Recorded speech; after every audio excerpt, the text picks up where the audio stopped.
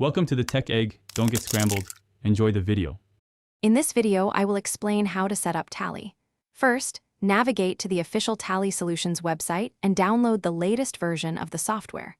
Once the download is complete, locate the installer file, usually found in your Downloads folder. Double-click the file to begin the installation process, accepting the terms and conditions. Follow the simple on-screen instructions, choosing your preferred installation directory.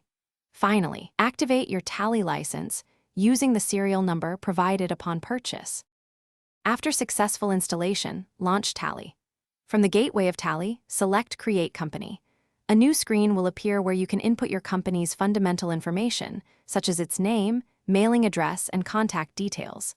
Pay close attention to setting the correct financial year, which typically runs from April 1 to March 31. You can also enable security controls, like Tally Vault Password, to protect your data from unauthorized access.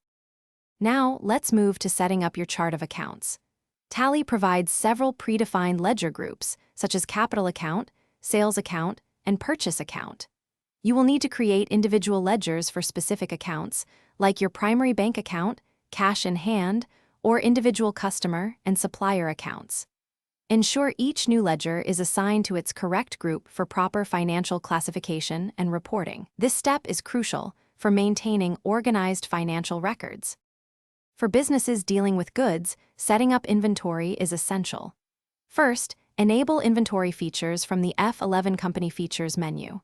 Next, define your stock groups and categories to organize your products logically, for example, electronics or apparel. Then, create individual stock items, specifying their units of measure, such as pieces or kilograms. This structured approach helps in efficient stock tracking and valuation, providing clear insights into your inventory levels and movement.